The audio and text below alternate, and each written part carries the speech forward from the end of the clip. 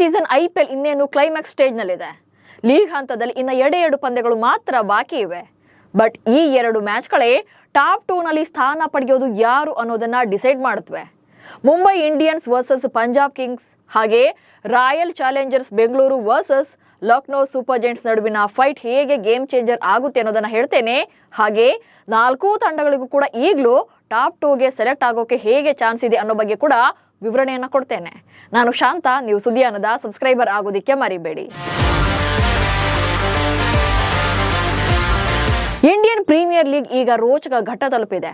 ಈಗಾಗಲೇ ಕೆಲ ತಂಡಗಳು ಈ ಸೀಸನ್ಗೆ ವಿದಾಯವನ್ನು ಕೂಡ ಹೇಳಿವೆ. 4 ತಂಡಗಳು ಪ್ಲೇ ಆಫ್ಗೆ ಕ್ವಾಲಿಫೈ ಆಗಿ ವಾರ ಕಳೆದರೂ ಕೂಡ ಕ್ವಾಲಿಫೈರ್ 1 ಆಡೋರು ಯಾರು ಅನ್ನೋದು ಇನ್ನೂ ಕೂಡ ಕನ್ಫರ್ಮ್ ಆಗಿಲ್ಲ.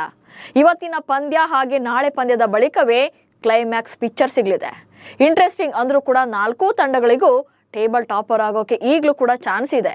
ಫಸ್ಟ್ ಪಾಯಿಂಟ್ಸ್ ಟೇಬಲ್ನಲ್ಲಿ ಯಾರ್ಯಾರು ಎಷ್ಟು ಅಂಕ ಹಾಗೆ ಯಾವ ಸ್ಥಾನದಲ್ಲಿ ಇದ್ದಾರೆ ಅನ್ನೋದನ್ನ ಬ್ರೀಫ್ ಆಗಿ ಒಂದ್ಸಲ ನೋಡ್ಕೊಳ್ಳೋಣ.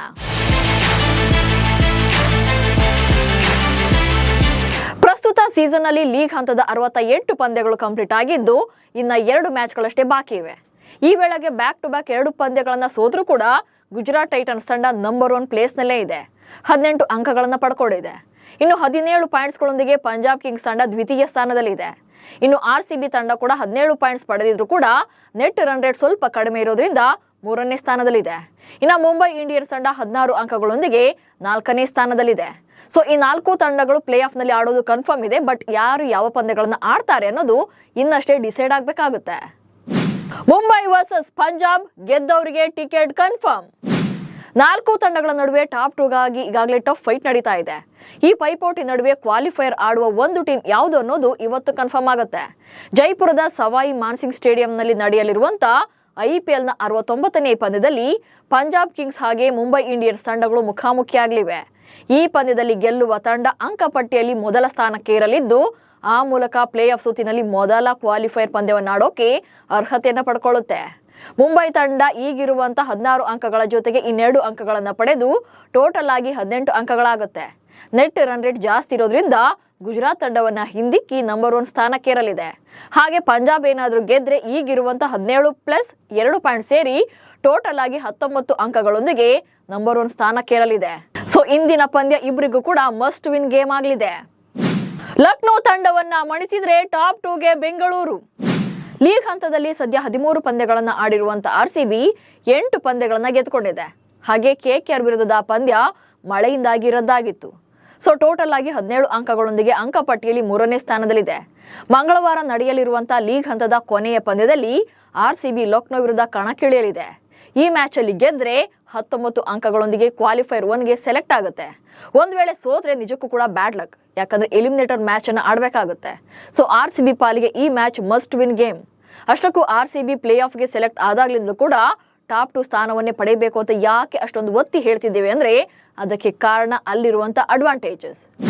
ಪ್ಲೇ ಆಫ್ ಸುತ್ತಿಗೆ ಸೆಲೆಕ್ಟ್ ಆಗಿರುವಂತ 4 ತಂಡಗಳ ಪೈಕಿ ಮೊದಲ 2 ಸ್ಥಾನಗಳಲ್ಲಿ ಉಳಿಯುವಂತ ತಂಡಗಳಿಗೆ ದೊಡ್ಡ ದೊಡ್ಡ ಅಡ್ವಾಂಟೇಜಸ್ ಸಿಗುತ್ತೆ. ಯಾಕಂದ್ರೆ ಈ ತಂಡಗಳು ಕ್ವಾಲಿಫೈರ್ 1 ನಲ್ಲಿ ಕಣಕ್ಕಿಳಿಯಲಿವೆ.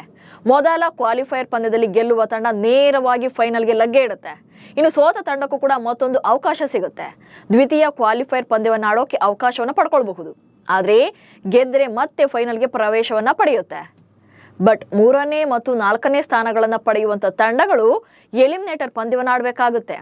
ಈ ಪಂದ್ಯದಲ್ಲಿ ಗೆಲ್ಲುವ ತಂಡ ದ್ವಿತೀಯ ಕ್ವಾಲಿಫೈರ್ಗೆ ಅರ್ಹತೆಯನ್ನ ಪಡ್ಕೊಳ್ಳುತ್ತೆ. ಅಷ್ಟಕ್ಕೂ ಎಲಿಮಿನೇಟರ್ ಮ್ಯಾಚ್ ಅಂದ್ರೆ ಸ್ವಲ್ಪ ಟೆನ್ಷನ್ ಇದ್ದದ್ದೇ. ಯಾಕಂದ್ರೆ ಹೆಸರೇ ಹೇಳುವಂತೆ ಈ ಪಂದ್ಯದಲ್ಲಿ ಸೋಲುವ ತಂಡ ಎಲಿಮಿನೇಟ್ ಆಗುತ್ತೆ, ಅಂದ್ರೆ ಟೂರ್ನಿಂದಲೇ ಹೊರಬೀಳುತ್ತೆ. ಆದ್ರೆ ಮೊದಲ ಕ್ವಾಲಿಫೈರ್ ಪಂದ್ಯದಲ್ಲಿ ಸೋಲುವ ತಂಡಕ್ಕೆ ಮತ್ತೊಂದು ಅವಕಾಶ ಸಿಕ್ಕಿರುತ್ತೆ.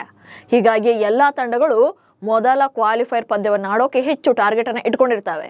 ಅದು ಅಲ್ಲದೆ ಎಲಿಮಿನೇಟರ್ ನಲ್ಲಿ ಗೆದ್ದ ತಂಡ ಮತ್ತೆ ಮೊದಲ ಕ್ವಾಲಿಫೈಯರ್ ನಲ್ಲಿ ಸೋತ ತಂಡದ ಎದುರು ಕಣಕ್ಕಿಳಿಬೇಕಾಗುತ್ತೆ. ಈ ಮ್ಯಾಚ್ ನಲ್ಲಿ ಗೆಲ್ಲುವ ತಂಡ ಫೈನಲ್ಗೆ ಅರ್ಹತೆಯನ್ನು ಪಡ್ಕೊಳ್ಳುತ್ತೆ. ಅಂದ್ರೆ ಎಲಿಮಿನೇಟರ್ ನಲ್ಲಿ ಸೋತ್ರೆ ಮನೆಗೆ ಹೋಗ್ತಾರೆ, ಗೆದ್ರು ಕೂಡ ಕ್ವಾಲಿಫೈಯರ್ 2ಗೆ ಪಂದ್ಯವನ್ನ ಆಡ್ಲೇಬೇಕಾಗುತ್ತೆ. ಹೀಗಾಗಿ ಎಲಿಮಿನೇಟರ್ ಅಂದ್ರೆ ಸ್ವಲ್ಪ ರಿಸ್ಕ್ ಇದ್ದದ್ದೇ. ನೀವಿಲ್ಲಿ ಇನ್ನೊಂದನ್ನ ಗಮನಿಸಲೇಬೇಕು. ಲೀಗ್ ಸ್ಟೇಜ್ ನಲ್ಲಿ ಉಳಿದಿರೋದು ಇನ್ನ 2 ಮ್ಯಾಚ್ಗಳು. ಬಟ್ 4 ತಂಡಗಳಿಗೂ ಕೂಡ ಟಾಪ್ 2ಗೆ ಹೋಗೋಕೆ ಚಾನ್ಸ್ ಇದ್ದೇ ಇದೆ. ಅದು ಹೇಗೆ ಅನ್ನೋದನ್ನ ಒಂದೊಂದಾಗಿ ಹೇಳ್ತಾ ಹೋಗ್ತೇನೆ ನೋಡಿ. ಗುಜರಾತ್ ಟೈಟನ್ಸ್ ತಂಡ ಲೀಗ್ ಹಂತದಲ್ಲಿ ಸದ್ಯ 14 ಪಂದ್ಯಗಳನ್ನು ಆಡಿದ್ದು 9ರಲ್ಲಿ ಗೆಲುವನ್ನ ಕಂಡಿದೆ. ಸೊ 18 ಅಂಕಗಳೊಂದಿಗೆ ಈಗಲೂ ಕೂಡ ನಂಬರ್ 1 ಸ್ಥಾನದಲ್ಲಿದೆ ಅಂಕಪಟ್ಟಿಯಲ್ಲಿ. ಸೋಮವಾರ ಮುಂಬೈ ಮತ್ತು ಪಂಜಾಬ್ ಪಂದ್ಯ ನಡೆಯಲಿದ್ದು ಇವರಿಬ್ಬರಲ್ಲಿ ಯಾರೇ ಗೆದ್ರೂ ಕೂಡ ಇವರಿಬ್ಬರಲ್ಲಿ ಟೇಬಲ್ ಟಾಪರ್ ಆಗೇ ಆಗ್ತಾರೆ. ಮುಂಬೈ ಗೆಲುವು ಸಾಧಿಸಿದ್ರೆ 18 ಅಂಕ ಆಗುತ್ತೆ. ರನ್ ರೇಟ್ ಜಾಸ್ತಿ ಇರೋದ್ರಿಂದ ಜಿಟಿ ತಂಡವನ್ನ ಹಿಂದಿಕ್ಕಿ ನಂಬರ್ 1 ಸ್ಥಾನಕ್ಕೆ ಹೋಗುತ್ತೆ. ಒಂದ್ ವೇಳೆ ಪಂಜಾಬ್ ಗೆದ್ರೆ 19 ಅಂಕಗಳೊಂದಿಗೆ ಅವರು ಕೂಡ ನಂಬರ್ 1 ಸ್ಥಾನಕ್ಕೆ ಹೋಗ್ತಾರೆ. ಬಟ್ ಗುಜರಾತ್ ಟೇಬಲ್ ಟಾಪರ್ ಆಗ್ಬೇಕು ಅಂದ್ರೆ ಬೆಂಗಳೂರು ತಂಡ ಲಕ್ನೋ ವಿರುದ್ಧ ಸೋಲ್ಬೇಕಾಗುತ್ತೆ. ಸೊ ಬೆಂಗಳೂರು ಸೋತ್ರೆ 18 ಅಂಕ ಪಡೆದಿರುವಂತ ಗುಜರಾತ್ ತಂಡ ಕ್ವಾಲಿಫೈಯರ್ 1ಗೆ ಸೆಲೆಕ್ಟ್ ಆಗುತ್ತೆ. ಇತ್ತ ಪಂಜಾಬ್ ಕಿಂಗ್ಸ್ ಕಥೆಯನ್ನ ನೋಡೋದಾದ್ರೆ ಇವತ್ತಿನ ಮ್ಯಾಚ್ ಅಲ್ಲಿ ಪಂಜಾಬ್ ಗೆದ್ರೆ ಸೀದಾ ಕ್ವಾಲಿಫೈಯರ್ 1ಗೆ ಅರ್ಹತೆಯನ್ನ ಪಡ್ಕೊಳ್ಳುತ್ತೆ. ಹಾಗೇನಾದ್ರೂ ಸೋತ್ರೆ ಇವರು ಎಲಿಮಿನೇಟರ್ ಮ್ಯಾಚ್ ಅನ್ನ ಆಡೋದು ಕನ್ಫರ್ಮ್ ಆಗುತ್ತೆ.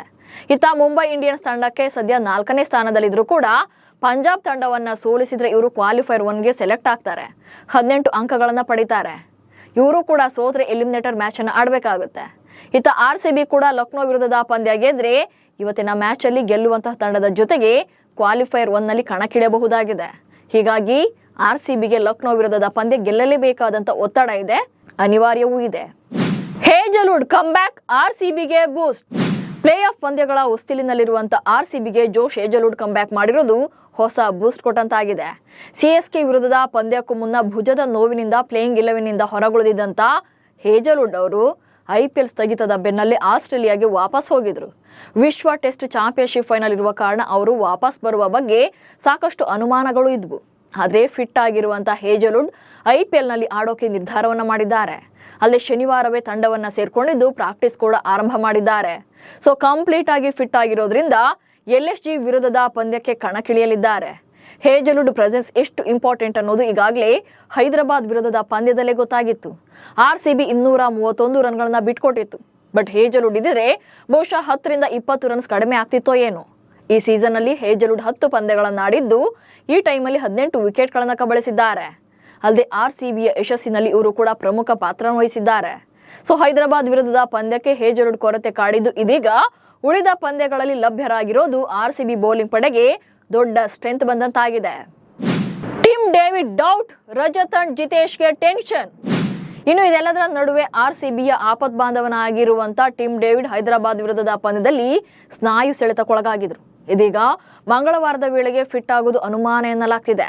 ಹೀಗಾಗಿ ಅವರ ಬದಲಿಗೆ ಲಿಯಾಮ್ ಲಿವಿಂಗ್ಸ್ಟೋನ್ ಆಡುವಂತ ಸಾಧ್ಯತೆ ಇದೆ. ಬಟ್ ಲಿವಿಂಗ್ಸ್ಟೋನ್ ಕಳೆದ ಕೆಲ ಪಂದ್ಯಗಳಲ್ಲಿ ಫಾರ್ಮ್ ಕಳ್ಕೊಂಡಿದ್ರಿಂದ ಪ್ಲೇಯಿಂಗ್ 11ನಿಂದ ಅವರನ್ನ ಕೈ ಬಿಡಲಾಗಿತ್ತು. ಇದೀಗ ಮತ್ತೆ ಕಂಬ್ಯಾಕ್ ಮಾಡಿದ್ರು ಕೂಡ ಹೇಗೆ ಆಡ್ತಾರೆ ಅನ್ನುವಂಥ ಅನುಮಾನಗಳು ಕೂಡ ಕಾಡ್ತಾ ಇವೆ. ಹಾಗೆ ನಾಯಕ ರಜತ್ ಪಾಟಿದಾರ್ ಮತ್ತೆ ವಿಕೆಟ್ ಕೀಪರ್ ಜಿತೇಶ್ ಶರ್ಮಾ ಇನ್ನೂ ಕೂಡ ಫಾರ್ಮ್ ಕಂಡುಕೊಳ್ಬೇಕಿದೆ. ಇಲ್ಲವಾದಲ್ಲಿ RCBಯ ಮಿಡಲ್ ಓವರ್ನಲ್ಲಿ ಸಾಕಷ್ಟು ಕಷ್ಟಗಳನ್ನ ಪಡಬೇಕಾಗುತ್ತೆ. ಅದು ಅಲ್ಲದೆ ಜೇಕಬ್ ಬೆಥೆಲ್ ಹಾಗೆ ಲುಂಗಿ ಎನ್ಗಿಡಿ ಈಗಾಗಲೇ ನ್ಯಾಷನಲ್ ಡ್ಯೂಟಿಗಾಗಿ ವಾಪಸ್ ಹೋಗಿರೋದ್ರಿಂದ ಮುಂದಿನ ಪಂದ್ಯಗಳಿಗೆ ಪ್ಲೇಯಿಂಗ್ 11ನಲ್ಲಿ ಒಂದಷ್ಟು ಬದಲಾವಣೆಗಳು ಕೂಡ ಆಗಲಿವೆ. ಒಟ್ನಲ್ಲಿ KKR ವಿರುದ್ಧದ ಮ್ಯಾಚ್ ರದ್ದಾಗಿ ಹೈದರಾಬಾದ್ ವಿರುದ್ಧ ಸೋತಿರುವಂತಹ RCB ಲೀಗ್ ಹಂತದ ಕೊನೆ ಪಂದ್ಯವನ್ನು ಆಡೋಕೆ ರೆಡಿಯಾಗಿದೆ. ಲಕ್ನೋ ಸೂಪರ್ ಜೈಂಟ್ಸ್ ವಿರುದ್ಧ ಗೆದ್ರೆ ಪ್ಲೇ ಆಫ್ ಪಂದ್ಯಗಳಿಗೆ ಮತ್ತಷ್ಟು ಜೋಶ್ ಬಂದಂತಾಗುತ್ತೆ. ಅದು ಅಲ್ಲದೆ ಕ್ವಾಲಿಫೈಯರ್ 1ಗೆ ಸೆಲೆಕ್ಟ್ ಆಗ್ಬೋದು. ಅಲ್ಲೂ ಕೂಡ ಗೆದ್ರೆ ಸೀದಾ ಫಿನಾಲೆ ಟಿಕೆಟ್ ಕನ್ಫರ್ಮ್ ಆಗುತ್ತೆ. 9 ವರ್ಷಗಳ ಬಳಿಕ RCB ಫೈನಲ್ ಪ್ರವೇಶ ಪಡೆದಂತಾಗುತ್ತೆ. ಸೊ ನಿಮ್ಮ ಪ್ರಕಾರ ಲಕ್ನೋ ವಿರುದ್ಧದ ಮ್ಯಾಚ್ ಅಲ್ಲಿ RCB ಗೆಲ್ಲುತ್ತಾ? ಪ್ಲೇಯಿಂಗ್ 11 ಹೇಗಿರಬೇಕು ಅನ್ನೋದನ್ನ ಕಮೆಂಟ್ಸ್ ಮೂಲಕ ತಿಳಿಸಿ. ಹಾಗೆ ಸುದ್ದಿಯನ್ನು ಫಾಲೋ ಮಾಡಿ. ನಮಸ್ಕಾರ.